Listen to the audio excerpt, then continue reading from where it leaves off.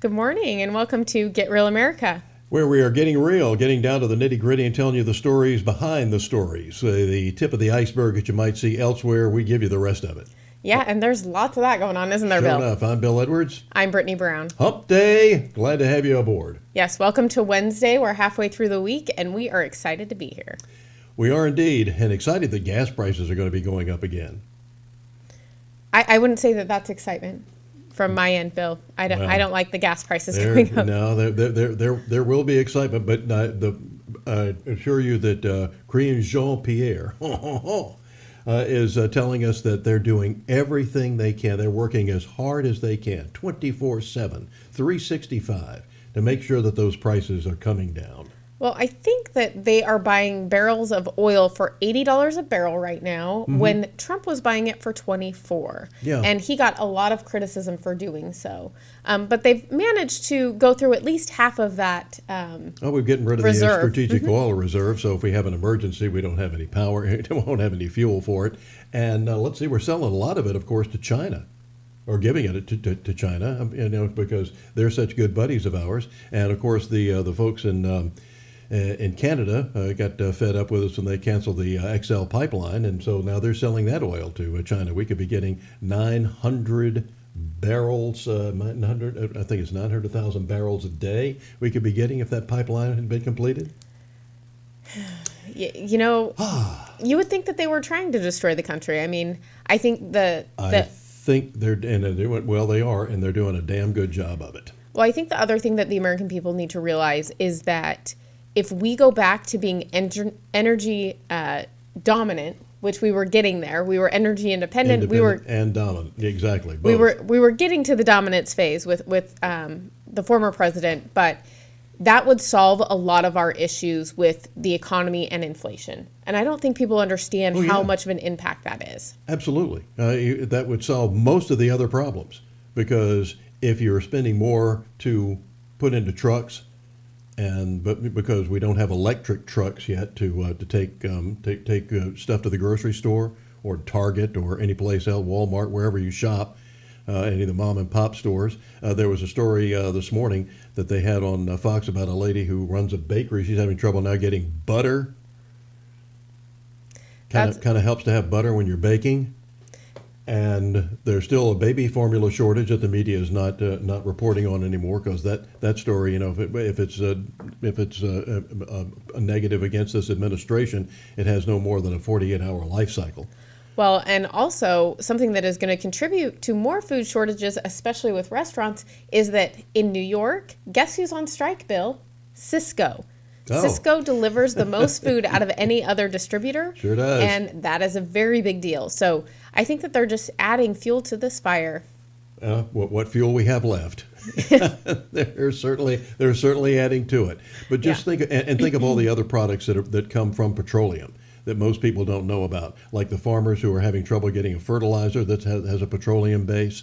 They're probably clothing manufacturers. Patagonia, that wouldn't make a jacket for a petroleum company because they thought that was this evil thing. 98% of their products are made from petroleum, so they could have a bit of a problem. That's what was the old story of how does an animal rights activist react when they see one endangered species trying to kill another endangered species? Exactly, and I mean, what do you do there? Well, if you're at a Rams game, you tackle them. We saw that yesterday. That's true. So it's good. I hope that's very an good. endangered species. Yes. We have also some of the great things that are going on here locally. Okay, Bill, before we go to that, Greek Festival is this weekend. I am so thrilled. And I just found out I thought that was about local. Huh? I thought that was local. It is. Yeah, okay. Yes. So that's one of the things going on locally, yes. And I found out about the Pirate Fest, which I didn't even know existed, which I'm very excited to find out what that is. Yeah, out at Tybee, for the last 2 years, they haven't had it because of the stupid COVID lockdown that we didn't need in the first place. So now it's because it's outside and everything's fine when you're outside for the most part. So they're having the Pirate Fest is back. So go out to Tybee and say "Arg." All great activities, parades, and all great things to do for the kids. And of course, Tybee has some of the best restaurants per square foot as any place on the planet. Great story out of Tybee today as well. The latest edition I happen to have it right here. Women's World on the days that I identify as a woman. This is actually Jeez. a much better magazine than Men's World or any of those things. This thing is just chock full of information, but there's a Circle of Kindness section that they have every month, or every week, we should say. It's a weekly. A Circle of Kindness where readers share little things, and we want to give a shout out to Kim Cribb, who works at the Tybee Island Market, the IGA store out there. You go out there sometime, and if she's in town, you might run into Sandra Bullock. She does her shopping there when she's around. But she has a job as a cashier, and some people came in, and for whatever reason, whether the credit card machine was wasn't down. working. She was in the line where it was credit card only, and people couldn't pay for their groceries. So she paid for them herself. And they came back later, and not only did they bring the money back to pay for her, but they got all sorts of other little goodies for her as well. And just is very, very pleasant. But she said, that's one of the things that you do. You just pay it forward. Yes, and when you do good things happen to you as well. I believe they left her some additional tip. They paid her interest on the money that she spent on their groceries. So Yeah. I thought that was really nice of them. So when you do nice things for nice people, it pays off. So way to go, Kim Cribbs, Tybee Island Supermarket. Yeah, if you see her out there, thank her for being a local hero. Sure enough. Also, what's coming up, we have a World War II veteran. Now, it only took 80 years, but...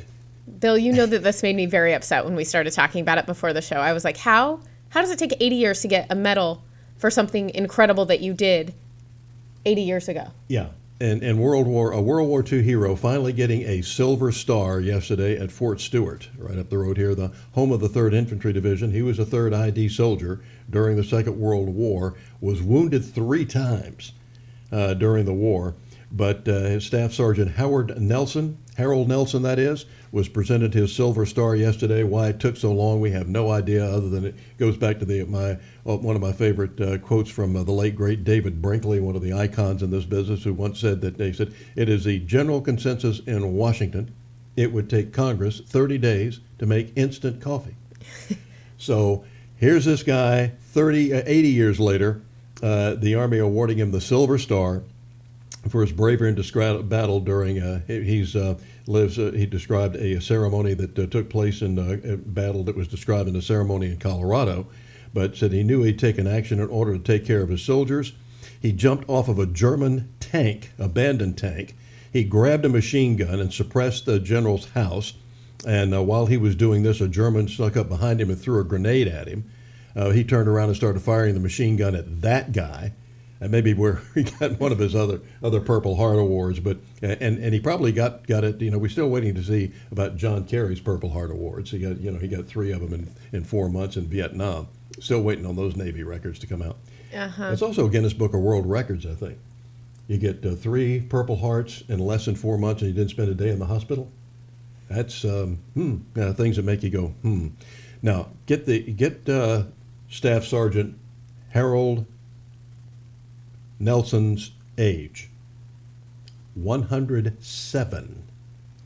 That's crazy. And he lives in Colorado, right? Yeah, and I want to know. So he had to travel here. Like, good for him. I want to know what kind of vitamins he's taking. He probably just eats organic, Bill.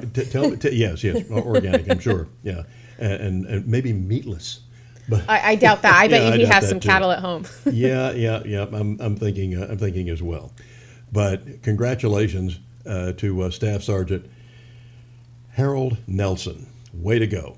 Thank you for your service and your incredible story and sharing it with everyone. Finally getting his Silver Star after almost 80 years. And Bill, I think we need to do better with this kind of stuff. I think 80 years is a little bit, it's absurd. We've seen so many of these stories. Now, a lot of times records get lost.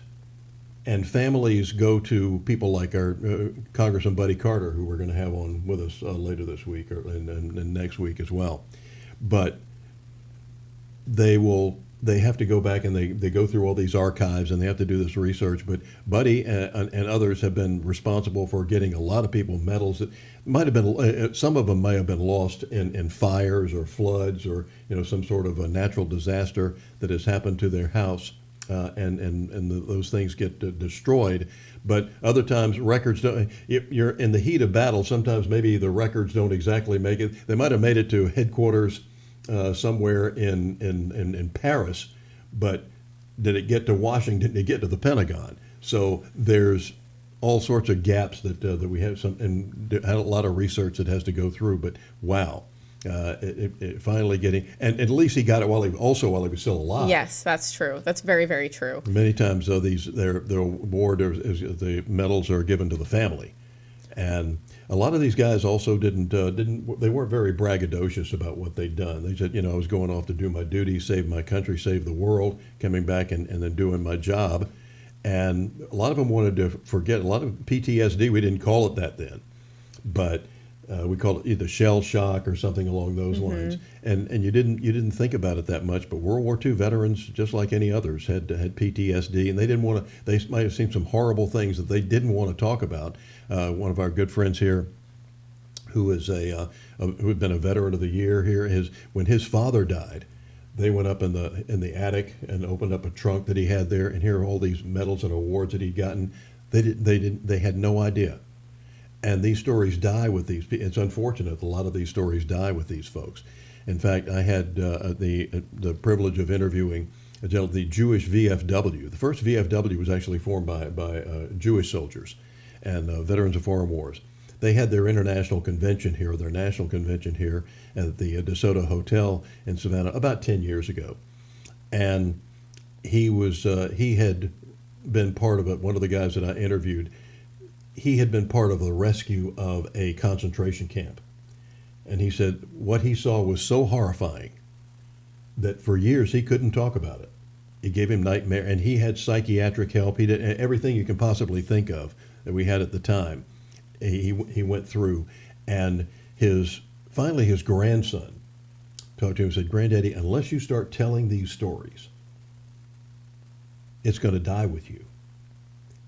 And when he finally opened up and started talking about it, that was the therapy he needed. He said, now he can't shut up about it.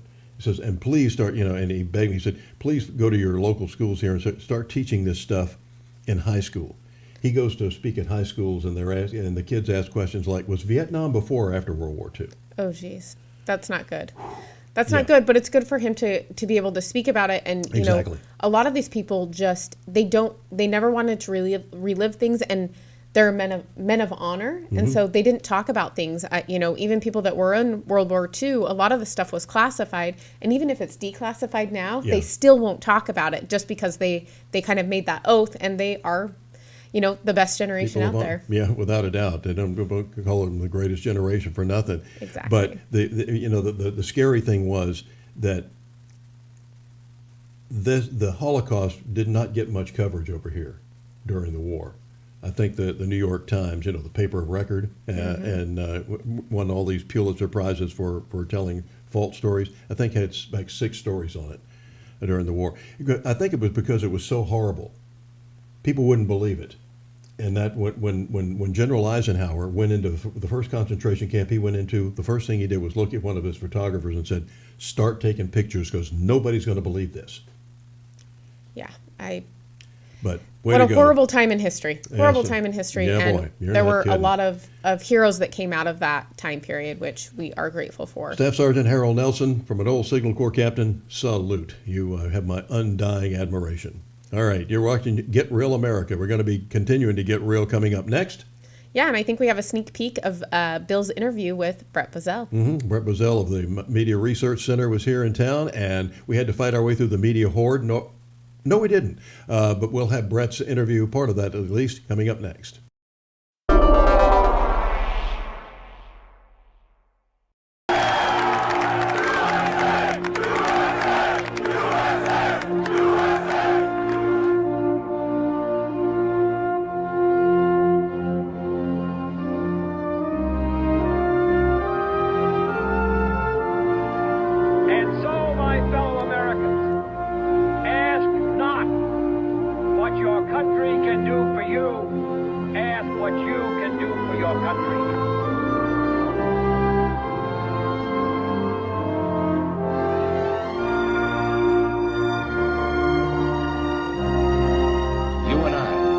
have the courage to say to our enemies, there is a price we will not pay, there is a point beyond which they must not advance. Mr. Gorbachev, tear down this wall.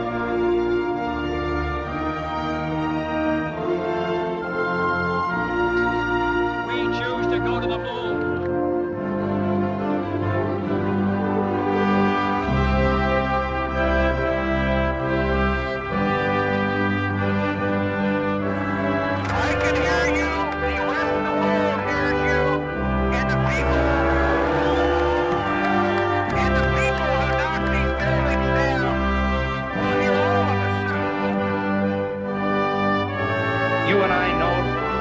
Believe that life is so dear and peace so sweet as to be purchased at the price of chains and slavery. As your governor, I promise you, whatever challenges come our way, I will always lead the California way. You are literally insane. I say that's the California way. You guys are really awesome. Thank you so much. Based on compassion. I mean, if we're going to be realistic, they pay you to be homeless here. Common sense. Clean and sober is one of the biggest damn mistakes this country's ever made. We all need to self-medicate periodically. Telling the truth. Telling the truth. Treasuring our diversity. Success to hit my... Telling the truth. Following science. Protecting our planet. Love like yours will surely come my way. Hey, hey, hey. Gavin Newsom. Courage through crisis.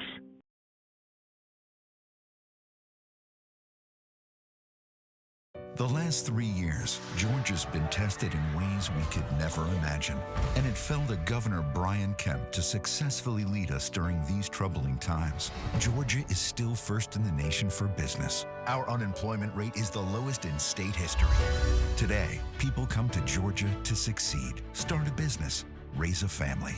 Kemp has always backed the blue, stopping the radical left from defunding local police. He passed a tough new election integrity bill that, as the governor likes to say, made it easy to vote and hard to cheat. And while some during COVID-19 shut down their economy, Kemp kept our schools and businesses open while keeping Georgians safe. A long list of accomplishments. Fighting human trafficking, increasing teacher pay, greater access to quality health care. A governor who works for Georgians. All of us. Governor Brian Kemp.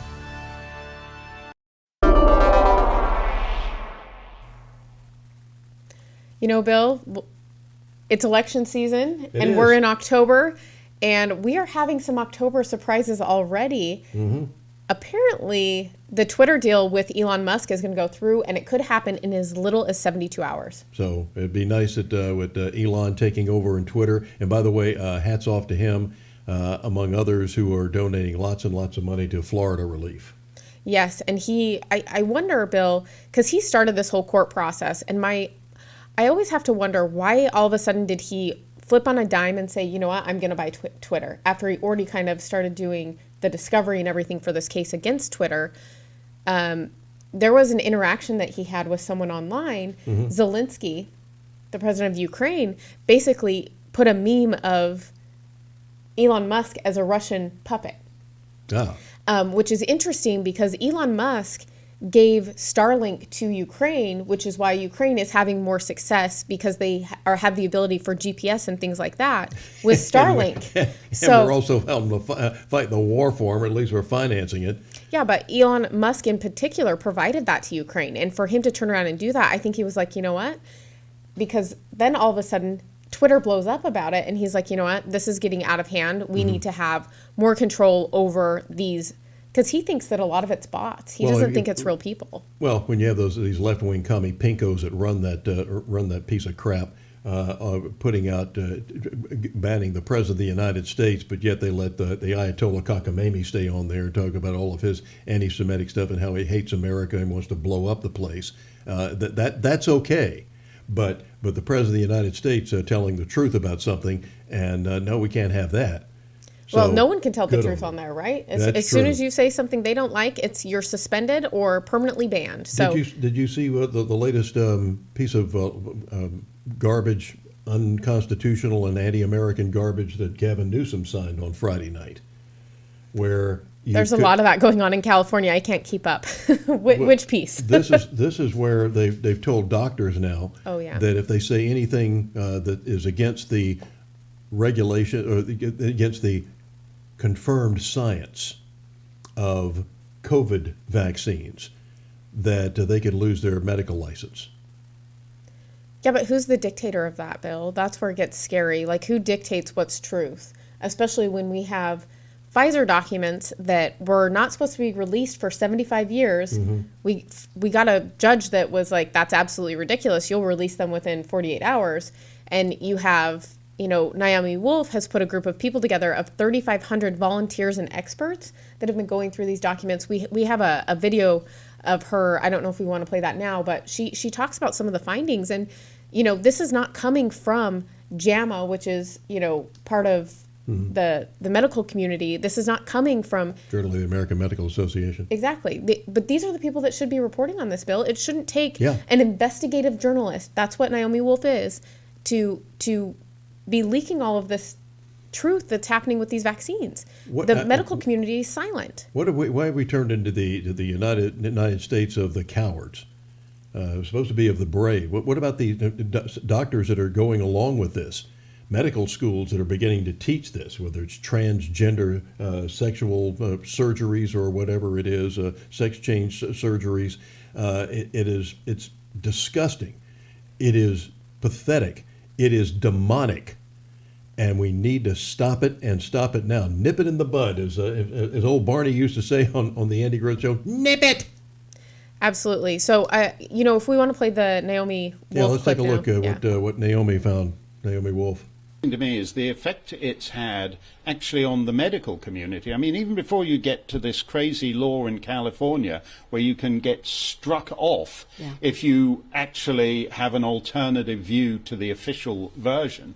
I mean, I don't know what that's going to do for the standards of medicine. It reminds me, I don't want to exaggerate, but it does remind me of Stalinist Russia, where every time Stalin had a mild ailment, he had to get a all the doctors had to be ideological, which meant they were crap. Right. And so he had to get some non-ideological doctor if he had anything wrong with him. I mean, we're moving into a situation like that, aren't we? I think we're there. I mean, Mark, I'm Jewish, and I can say this. I don't think you're going too far. I think you're going exactly where you should go. It was the doctors in pre-Nazi Germany in the early 30s who were co-opted by the National Socialists and sent to do exactly what we're seeing kind of replaying now. It was the medical organizations in the early 30s who were emboldened to be the arbiters of, life worthy of life, life unworthy of life, and to kind of medicalize and pathologize dissent or difference. So we're seeing a wholesale purchasing of the medical establishment in the United States, in Britain, and in countries around the world to do things much more serious. But let me just give one example. You brought this up, and you're so right. I have 3,500 experts at the War Room Daily Cloud, Pfizer Documents Research, volunteer effort, medical experts, scientific experts going through the Pfizer documents. And indeed, they're finding horrific harms against human reproduction.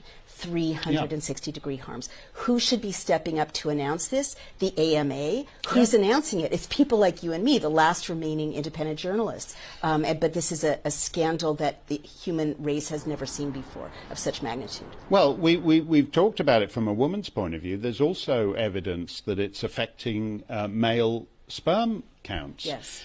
What I find odd, we had a lady on, Vicky Spit, who was widowed in her 30s. She lost her husband to the AstraZeneca vaccine, and they held a coroner's inquest. And all the doctors and nurses called to testify said that they didn't know anything about side effects. The only thing they knew about side effects was not from the hospital, not from the medical establishment, but was from just Googling around when they opened up their laptops. Shocking. Yeah, I know exactly how this silencing is being enforced. Doctors and nurses are coming to us saying that if they even give their patients informed consent, meaning any hint of the massive risks attached now, confirmed with these mRNA injections. They get letters saying they'll be delicensed, and some of them are being delicensed. But, you know, you mentioned the suppression of sperm count. That's absolutely correct, and the journal Andrology reported that.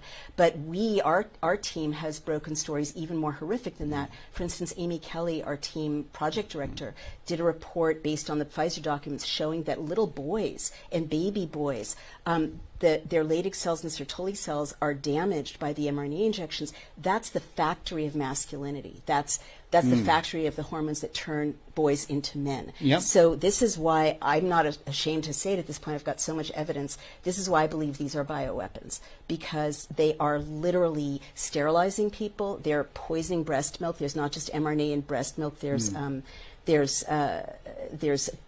glycol now in vaccinated moms' breast milk. They're damaging the placentas of women so that they can, so that we're seeing chromosomal abnormalities, and they're they're emasculating men. That's some mind-blowing stuff coming from Naomi Wolf and the research that they're doing.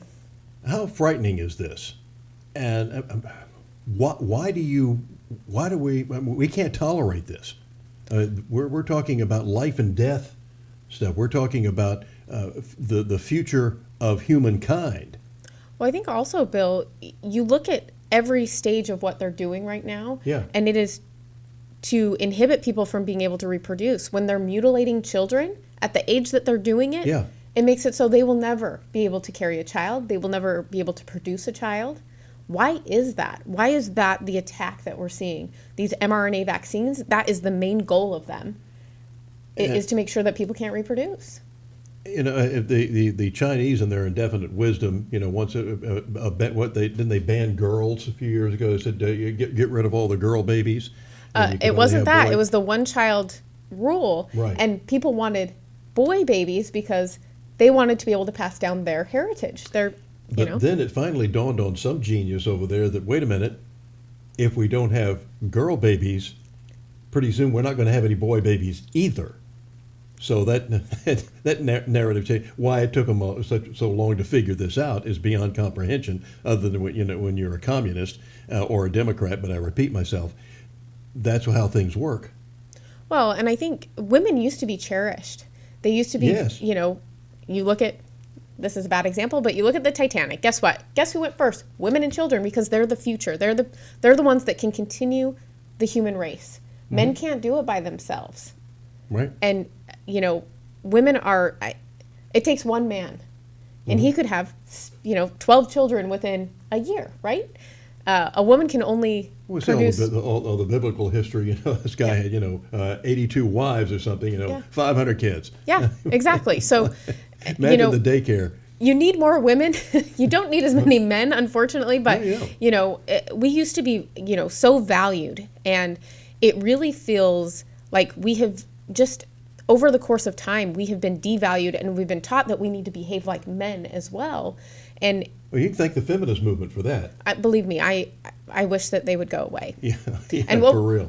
Yeah, and I have a lot more to say about this, Bill, but I know they're cherished in my life. I know that the favorite person in my life is a woman, and quite cherished, and I can promise you that's going to stay that way. And I have to tell you that I spend a lot of time with Bill, and when his wife calls, his face lights up and the tone of his voice changes, and I can tell that you really love your wife, and that is just like so special, and it touches me every time I hear you pick up the phone for her. So, yeah. It's always fun to embarrass Bill a little bit. All right. Well, coming up, not embarrassed about loving my wife. That's for darn sure. It took me a half a lifetime to find her. Oh my gosh, you're so lucky. Yeah, very lucky, Bill. Well, you're not kidding. Well, coming up next. We are going to touch on the Brett Bozell stuff, and we'll probably talk a little bit more about this vaccine shenanigan that we have going on in this country and every country around the world. The founder of the Media Research Center was in town this week, and we're going to talk to him next.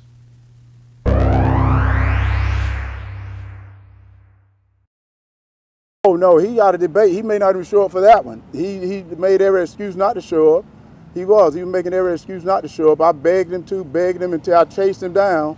And then he decided he was going to show up on October the 14th. So all you be there, October the 14th. He's going to show up and we're going to debate and we're going to see whether he wants to debate if he shows up. I told him to put his big man pants on, and I think he put them on and finally decided to come, so I'm happy that he's going to come in his hometown here in Savannah. So it's going to be a good debate. Sir, you have not agreed to do debates before this one. So you mentioned Senator Warnock, you had to get him to do this one, but he couldn't get you to do other ones. That's not true. That is totally not true. Wait, you got to answer the question. Don't tell a lie. Don't tell a lie. No, I know the question you're going to ask. I haven't agreed to do his debate because his debate wasn't a fair debate, and it's not good to do a fair debate. A fair debate is to do it in front of the voters. And I've agreed. I said, if Senator Warnock come to Savannah, Georgia, in front of people and do the debate, show up, do one. Don't be talking about something else. You haven't even shown up yet. Make sure you show up at this one. If you bring him to this debate, drive him here, do the debate, then we can talk about other stuff. Right now, I don't think he's showing up because he don't want to talk about the issues. You know that. So what kind of preparation are you doing? Talking to the voters, talking to you. You told me I got to prepare, so I'm preparing. I'm this country boy. You know, I'm not that smart. And he's that preacher. He's a smart man, wear these nice suits. So he's going to show up and embarrass me at the debate October the 14th. And I'm just waiting. You know, I'll show up, and I'm going to do my best. I'm going to do my best.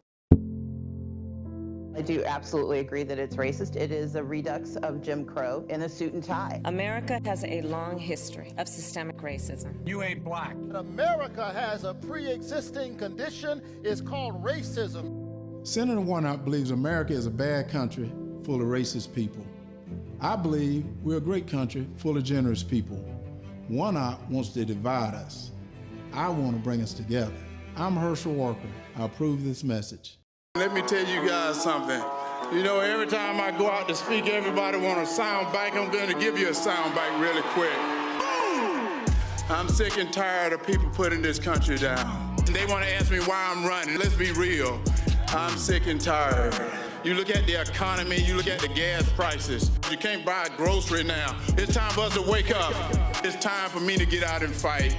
Because I'm gonna tell you, I love to win. I said, put me in the game, coach. I'm ready to play. If you ever seen me play, I can play. Have you ever seen me fight, I can fight. No matter how hard they come, how hard I can fight. I'm sick and tired of this. Tell your friends to get out and vote. I'm not here to be a politician. I'm here to be a warrior. Protect this country, protect our citizens, and protect our kids. No weapon formed against me shall ever prosper. Boom! That's it, baby!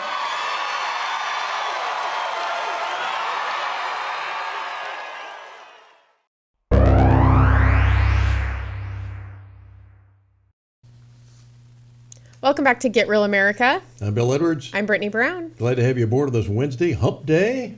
Yes, and we've been talking about all sorts of shenanigans going on in the country, you know, the media not telling you anything about the vaccines or about some of the stuff that they're pushing doctors into, which is very scary, Bill.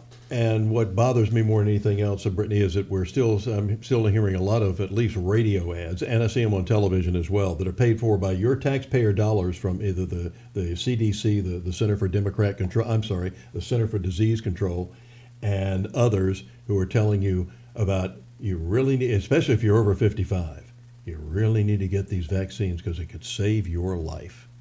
Paid for by you. Well, in other countries, they've started banning anyone under 50 from getting this vaccine. They've seen that it does help older people, but it's impacting reproductive systems. Therefore, young people should not be taking this. And I hate to break it to you, Bill, the dating pool for me is getting very, very shallow.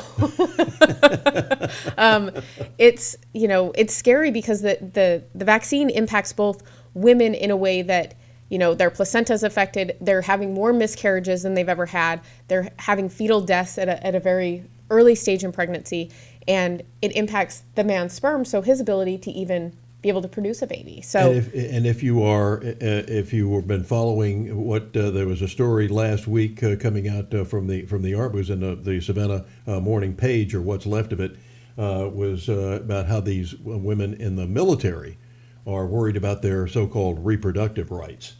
And they should be, because it's not the worry that they should be, not the worry that they have right now. It's the worry they should have right now, and that's because, I mean, the vaccine, they were forced to be vaccinated, and now, you know, they might not be able to have children due to what the mRNA vaccine does to women's reproductive systems.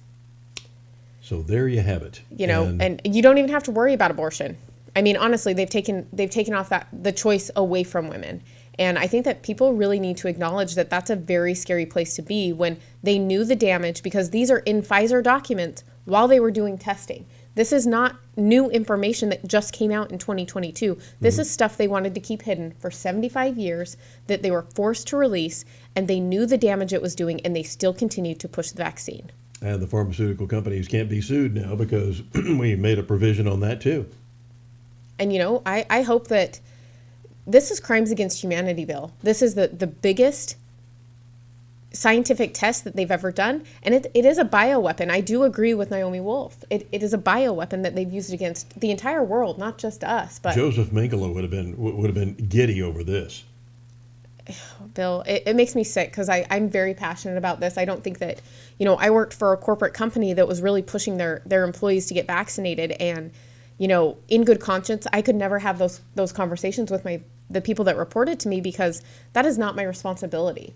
And I'm very much against giving a experimental vaccine that they kept saying was safe and effective and that it was approved.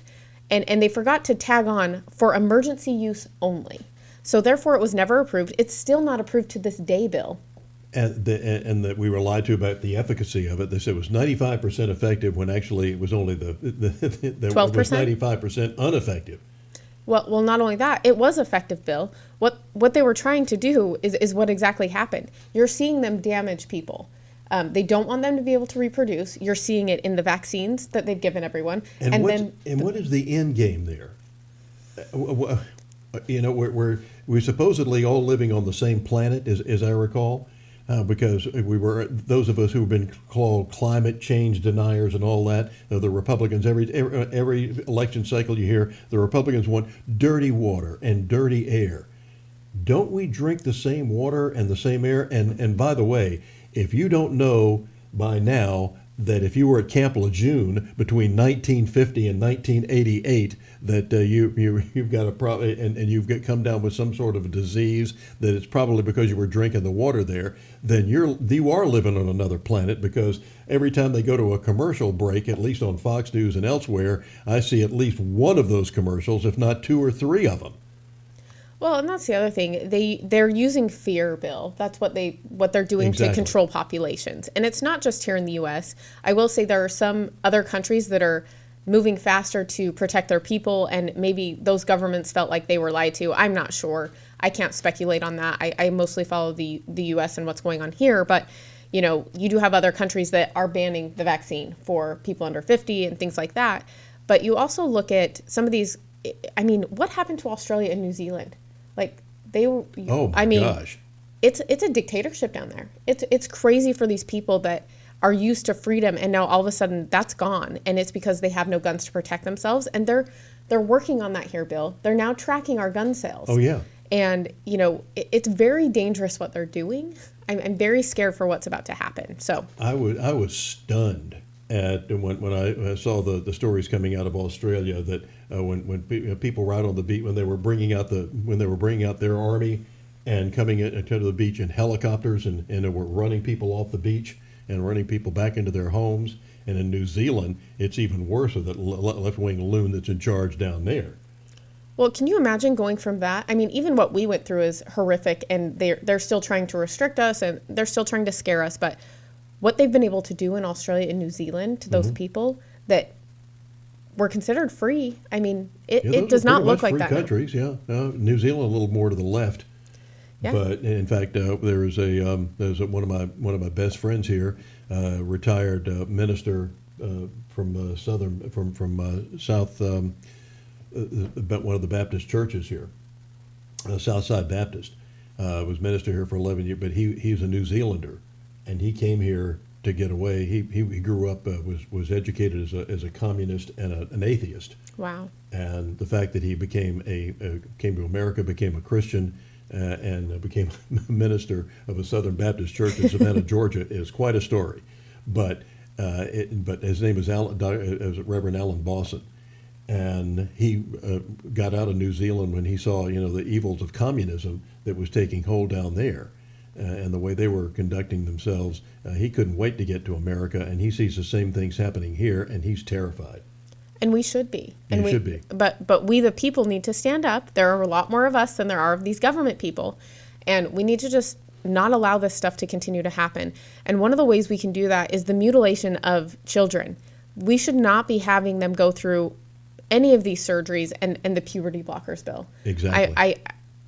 The amount of pictures that I'm seeing of women that they're not even women yet. They're young girls that are getting their breasts removed.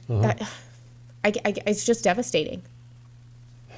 And in fact, there was a story yesterday, I believe, out of Pennsylvania, of a young girl that they've decided I don't know, her mom has decided that she's a boy or something like that, and the parents are divorced. The father is trying desperately to get hold, but this woman's been given total custody of the child, and he's been given a court order that he cannot talk to his daughter about anything of a sexual nature or of any of the transgender stuff or the operations or anything else. And she's supposed to be going ahead with this surgery, and I think she's like 13 or something along those lines. What is it called when you like continually keep people sick? Munchausen syndrome, where like a mother will make her kids sick so they need her. Yeah, Munchausen disease. Yeah. It's almost like some of these parents have that. Like, why would you put your kid through this? They don't even know what it's like to be a woman.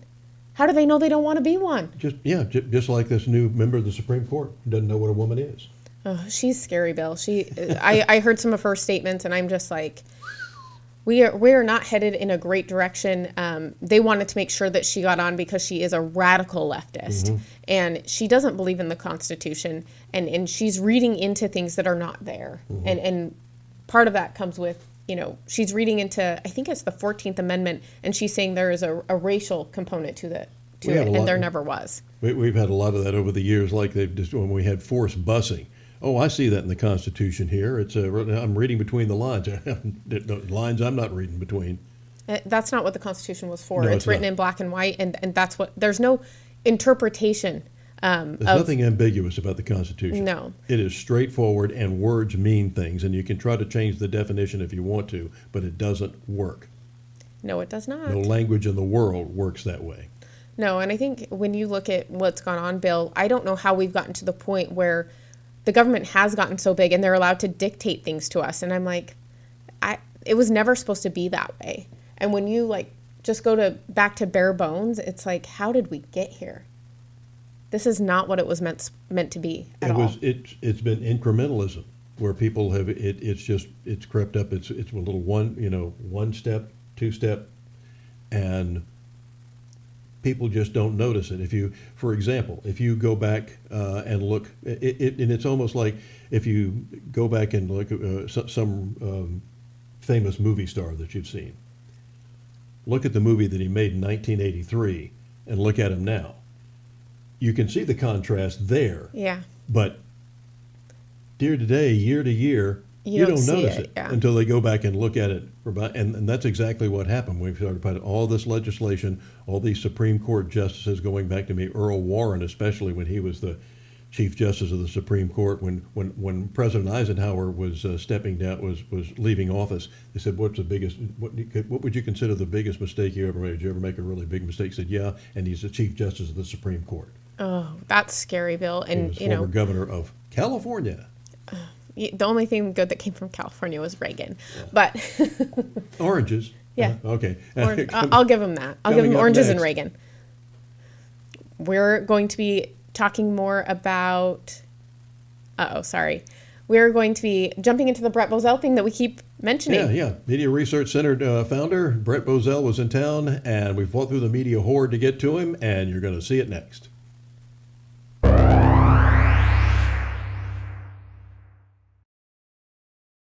Wasteful Washington spending is killing us with inflation and sky-high prices on groceries and gas. Senator Raphael Warnock voted to allow hundreds of millions of dollars of COVID relief funds to be squandered on a luxury resort in Florida, a New Jersey soccer stadium, a ski area in Iowa. Tell Senator Warnock to start voting against reckless spending to stop inflation. Georgia families need cheaper gas and food, not frivolous luxuries in other states. People told me politics is dirty. They're right. My opponents launched a dirty attack ad.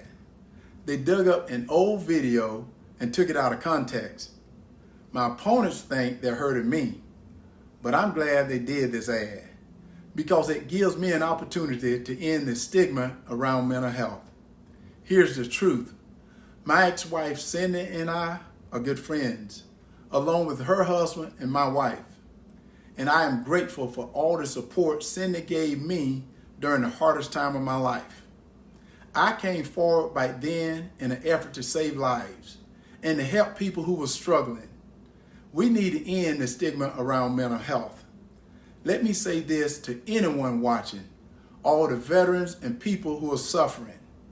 Your life has value. There is hope, and you're not alone. I would rather listen to a friend talk about his struggles than to go to their funeral. That's why I wrote my book about my life. But my opponents, they don't care about the truth. The fact is, Senator Warnock can't talk about his accomplishments. He's failed Georgia, so he and his friends will lie and deceive. We're going to fight back with the truth, but I need your help. I'm asking everyone to go to teamherschel.com and help me fight back with the truth. God bless. Hi, this is Herschel Walker. I want to endorse Bruce Thompson as our new labor commission because he's going to do the best job you've ever seen for the great state of Georgia. Listen, I'm standing here with the great Herschel Walker. We all know what's happened in our U.S. Senate, and it's time for a change. And I 100% endorse Herschel Walker to represent Georgia and the United States as we take back our country for the people of Georgia and for the United States. God bless.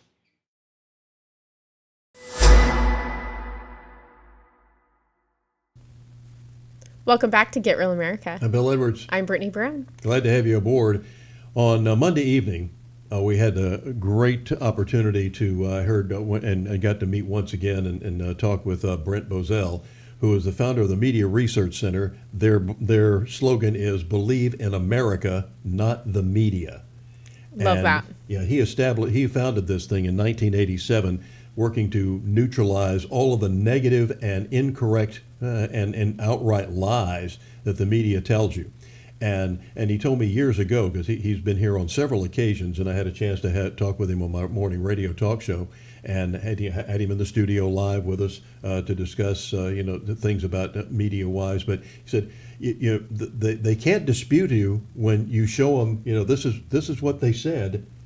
This is how it was edited. They show you the edited version, said, this is the actual interviews. What they're doing with Herschel Walker right now. You know that spot we just ran with Herschel saying how they took a little clip out of his. Newt Gingrich mentioned this last night on Sean Hannity on the news on the Fox News channel.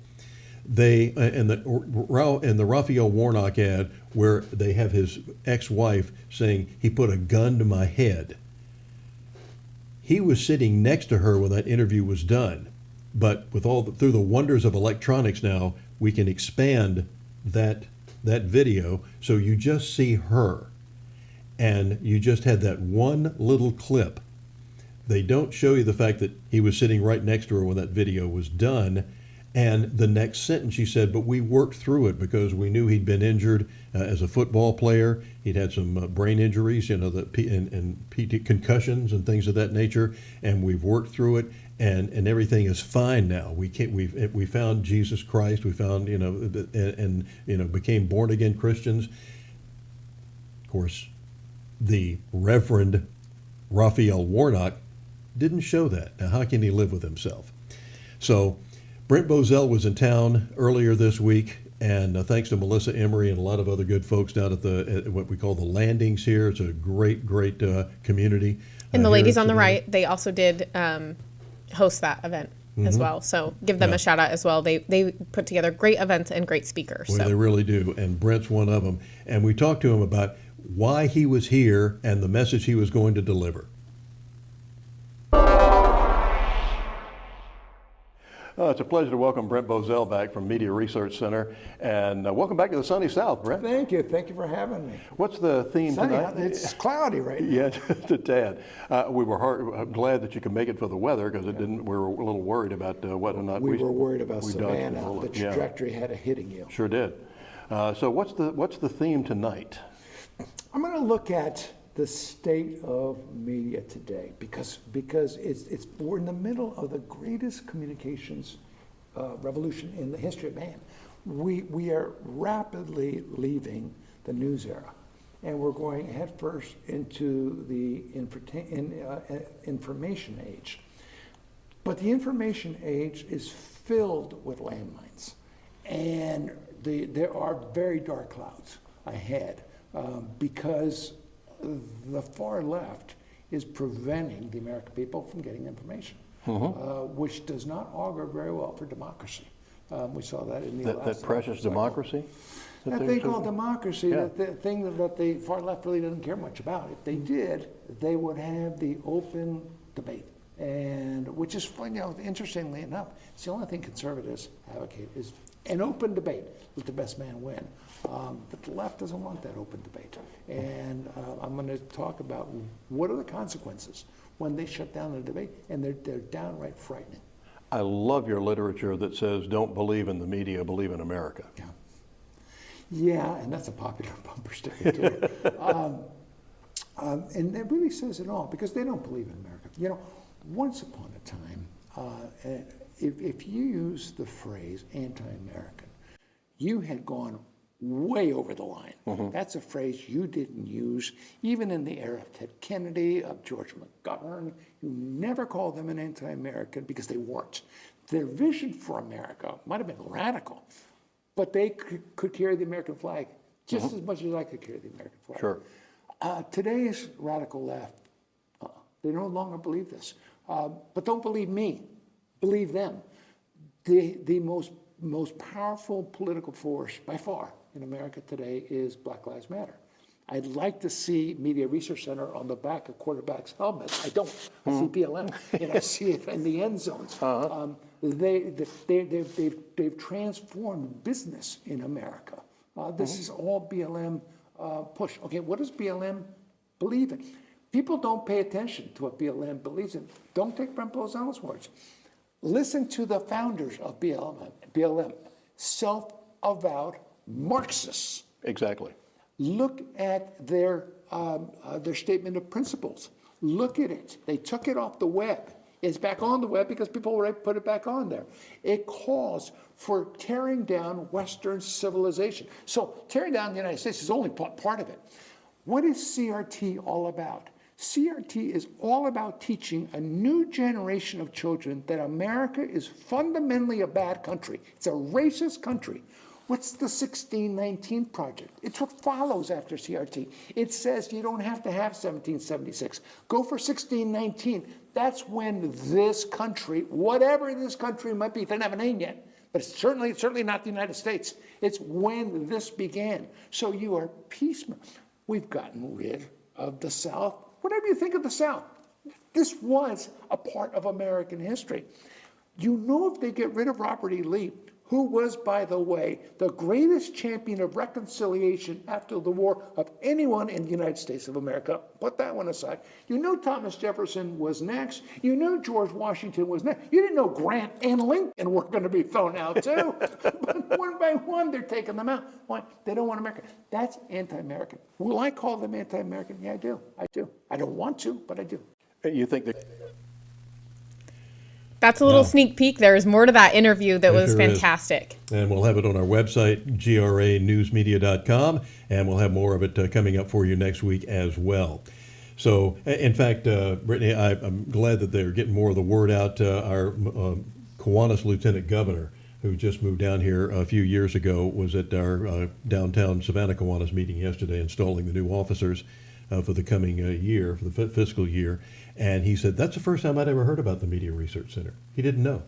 And it's been around since '87. They do a great job on social media. I will say I see their stuff a lot. So I'm excited to finish that interview. It was really fun to be there with him. And he's a very charismatic guy, which is awesome. Just as delightful and as you can, a gentleman as you'll ever want to meet. Just as down to earth and no airs of anything about about what an important person he really is.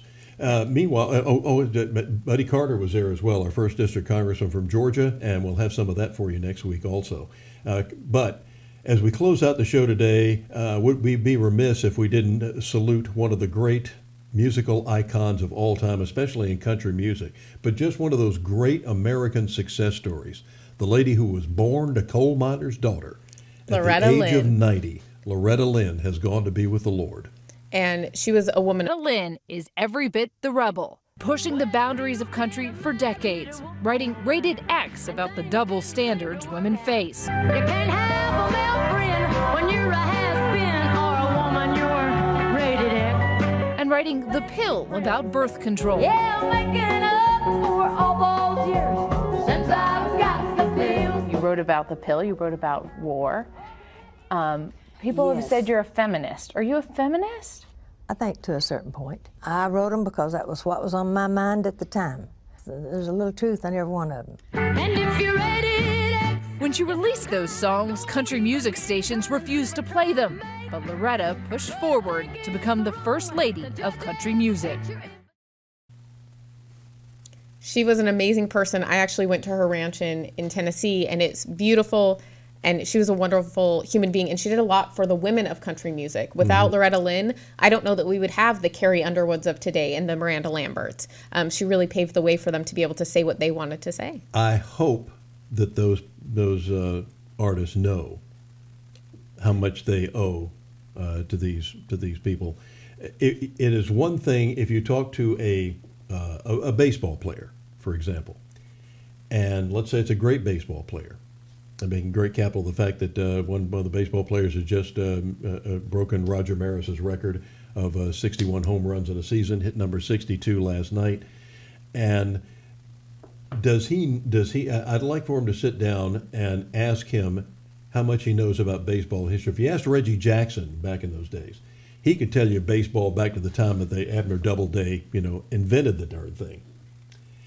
But a lot of players today probably couldn't tell you anybody except maybe the ones that the players that they admired growing up.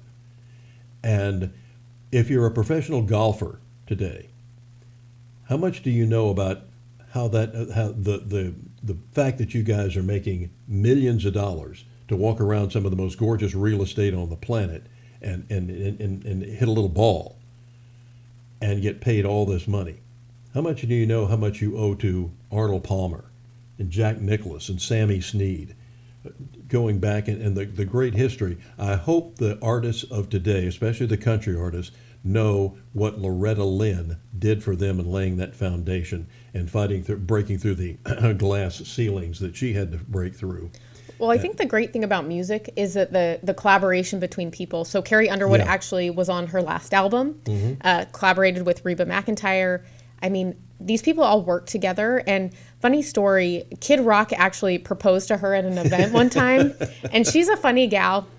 She played along. And when people would comment on Kid Rock's stuff on social media, Loretta Lynn would come back and say, he's taken ladies, based on the little joke that they had going between them. And, he definitely is going to miss her. And a lot of country stars came out yesterday just saying how wonderful she was and how much they influenced.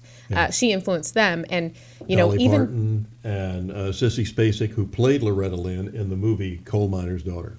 Well, also, there were people that are not even in the genre of country that will sing Loretta Lynn songs in honor of her because of what she did to pave the path for people to say what they wanted to say. And, she never stood down from that. And I think she's a really important person in country music and in music in general. Forever 90, Loretta Lynn, go with God. And with that, we're going to head out and see you for the Thursday edition coming up here on Get Real America. You get real too. Yep. Follow us on YouTube, Vimeo, GRAnewsmedia.com, Spotify, or Apple Podcasts, or wherever you get your podcasts. We'll see you guys tomorrow. Yes, sirree.